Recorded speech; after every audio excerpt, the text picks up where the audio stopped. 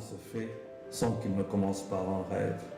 celui de réaliser ses désirs les plus grands et par la même occasion de se réaliser et réussir son rêve. Pour y arriver, il faut y croire, persévérer, avoir de l'endurance et du souffle, douter certainement, comme tout le monde, mais ne jamais se décourager, ne jamais abandonner.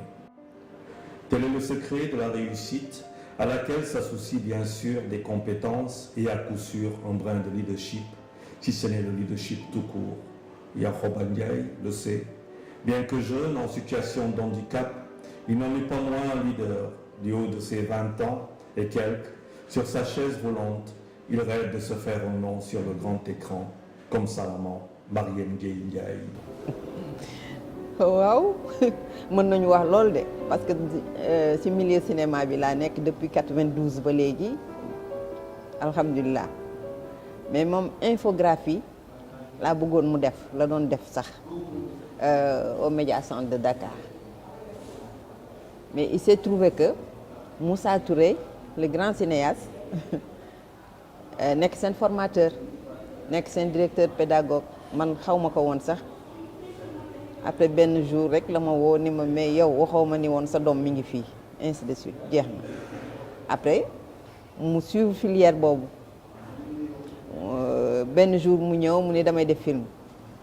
mu ne Pa Moussa nee na damay def film man ko film mu ne waaw man ko xam nga lan moo nekk ci film mu ne ma waaw ma ne ko lan mooy sa projet mu ni ma dama bëgg def film ci sama bopp damay raconter sama vie léegi yow danga may jàppale ci sama juddu nan laa nekkee handicapé ak yooyu nan la ñëwee daal. Il a déjà commencé d'ailleurs, et pas avec n'importe qui, pour ses premiers pas dans le cinéma.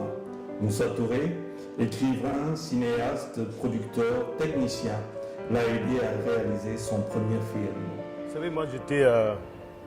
on a fait appel à moi dans une école qui s'appelle le Forut, le Média Centre. Et dans ce Média Centre, il y avait à peu près une vingtaine de jeunes là, à qui je devais donner, au fait, je ne dirais pas des cours, mais je leur donnais l'occasion de parler d'eux-mêmes, de parler de leur vécu, cinématographiquement, je dis. Donc c'était écrire un scénario et puis le faire. C'est-à-dire, c'était cette rencontre-là qui a eu lieu. C'est-à-dire, et dans ce lot-là, il y avait Yankhoba. Et il y avait Yankhoba qui était toujours derrière, parce que tout simplement, il ne se mettait pas en avant, parce que c'était le seul handicapé. Et moi, toute ma bataille, c'était de le mettre en avant. Donc tous les matins, je lui disais, écoute, allez, devant. Mais la remarque que j'avais faite, c'est qu'au fait,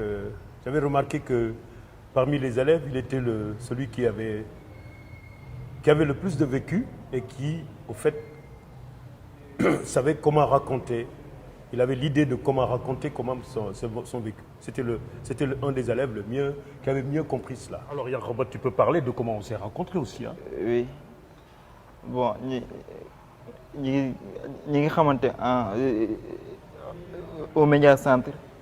en l'année 2019. Au début yow da nga ñëwoon rek seet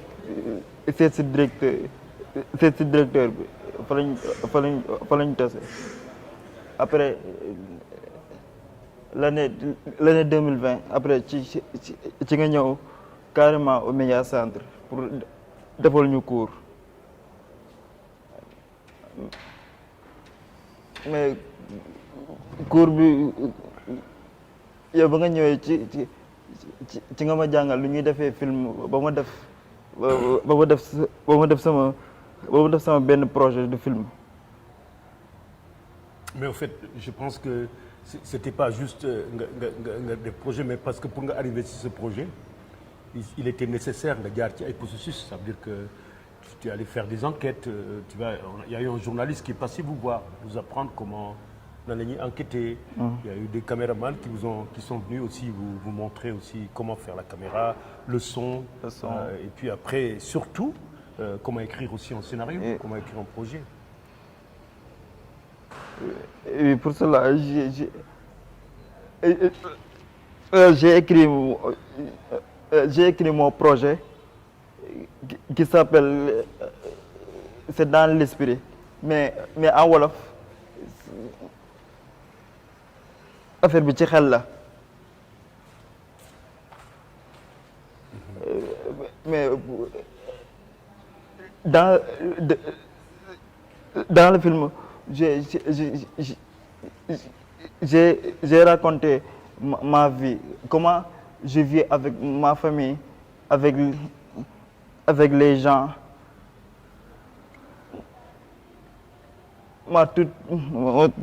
Toute une vie,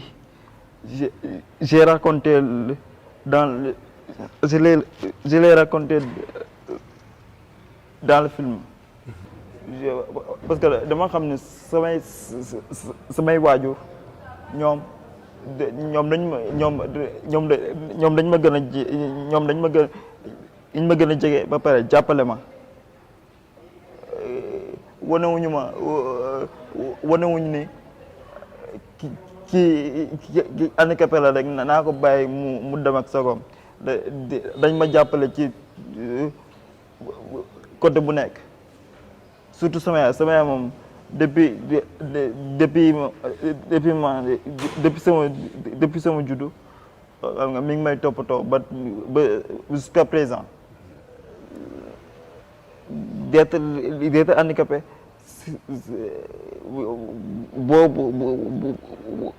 boo nekkee handicapé rek waroo toog buñ la bu sa waajur yi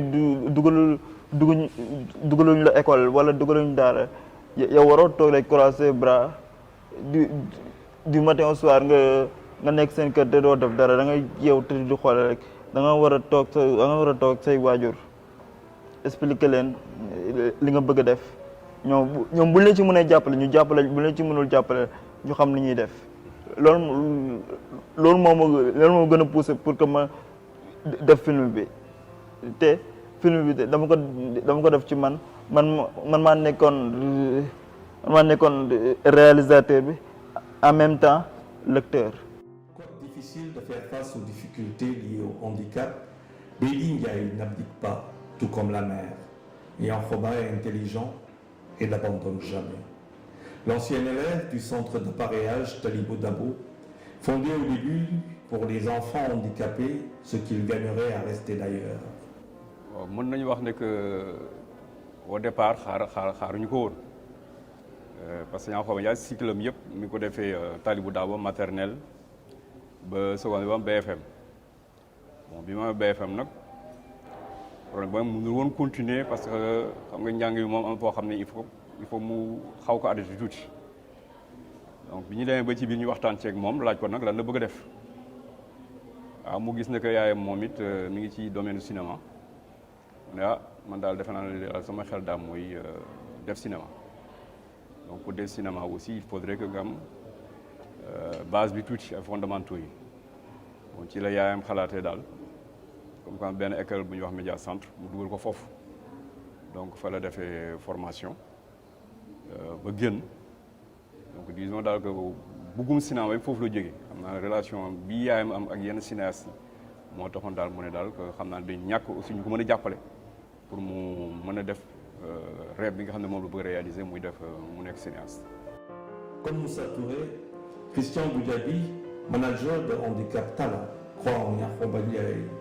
Mais faudrait-il que d'autres croient aussi en le cinéaste aspirant? Handitalent c'est une association qui regroupe des handicapés, moteurs et visuels, qui ont du talent. On a créé cette association pour permettre aux jeunes talents handicapés de pouvoir se promouvoir, d'aller dans le propre zèle, quoi. Parce qu'on a constaté ici au Sénégal, on n'aide pas beaucoup les handicapés qui ont du talent, surtout qui ont du talent, quoi. Et Yankoba, vraiment, je viens de le découvrir. Il a beaucoup de talent et il est vraiment motivé, quoi. J'ai vu que c'est un jeune talent qui a de l'avenir, quoi. Il faut juste l'encadrer et essayer de l'aider, quoi. ñoom bu ñu gisee un enfant invalide dans la rue da nga war a yalwaan dañ la war sarax alors que moom buñ ko saraxee day bañ da la koy delloo daf lay delloo parce que xamul loolu nous sommes modestes mais quand même alhamdulilah ñu ngi sant yàlla daal yaruñu ko ci loolu te moom ci boppam tam da koy bañ dafay bañ ku ko sarax day bañ ku ko yërëm alhamdulilah parce que famille am tamit bëgg nañ ko te xoolewuñ ko regard boobu li ñuy def ak Valide moom lay def moom macha allah boo seetaanee film bi di nga gis. développé xam naa ne handicapé yi ni leen européens ak américains yi di traité par rapport ak ñun ça fait deux c'est parce que peut-être certainement ñun suñu mentalité moo fa toll foo xam ne nit ki su handicapé peut-être y a un aspect subjectif boo xam ne péjoratif buñ ciy xool bon ba nga xam ne que ñoom foo ne ko handicapé rek daal daanaka amuloo njëriñ mën a amul disons daal que doo mënal sa bopp dara dañ la xoolee bët boo xam ne que kii moom duñu xool ne que nattu yàlla comme ko soxna si waxee tout à l'heure donc yàlla mooy sàkk mooy donc jox nit ki mu mën a demal boppam war a mën a bañ a demal boppam loolu yëpp nañ ko def nañu xam ne rek yàlla moo ko bindee noonu mais moom en tout cas moom côté boobu moo wax dëgg yàlla sant na ci yàlla bu baax a baax moom sentirul handicapam mais handicap moom ni ma ko waxee rek moom il a vraiment ni ma ko imaginer noonu la ci xel te wax dëgg yàlla moom mi ngi koy ñafe pour fàtte ko bon au niveau de la maison sax par yenn am na ay travaux yoo xam ne soo waxee mën a bàyyi ma bale par exemple bàyyi ma def lii bàyyi ma def la donc même ci biir kër gi sax daf ciy jàpp bu baax a baax di bale di nettoyer di fomp di def lu ngeen xam loolu à chaque fois su kii dafa ne ma papa lii man mën naa ko def sax parfois sax du koy bëgg a defal dara sax day bañ donc moom xam naa ne jaaram ci école Talibou Dabo aussi am na lu bari lu mu def ci moom mais comme ni ma wax sànq rek c'est dommage que genre école bi pratiquement benn rek la fi donc loolu xam naa suñ ko multiplier woon handicapé yu bari dinañ mën a gis seen bopp ci pour mën a toppatoo seen bopp. aussi su fekkente ne jàng nañ ba pare parce que xam naa ne aussi des na parce que suñu jàngee pare am seen diplôme malheureusement aussi on a vu le cas de l'INEFJA xale yi jàng ñefe war a jël société bi malheureusement non on prend des décisions décrets lois nangam % pour les handicapés dara donc tout ça aussi je pense que dañ ko war a xoolaat daal handicapé ñu leen di jàppale dañu war a xoolaat ñu leen di jàppale bu baax a baax. dama jàppoon ni juste mun naa ko def sans sama handicap parce que man su ma nekkee kër gi même bu ma nekkee ak les personnes valides damay jàpp ni man ñoom ëppale wuñu ma dara damay jàpp ni ñoom lu ñu def rek man mun naa ko def.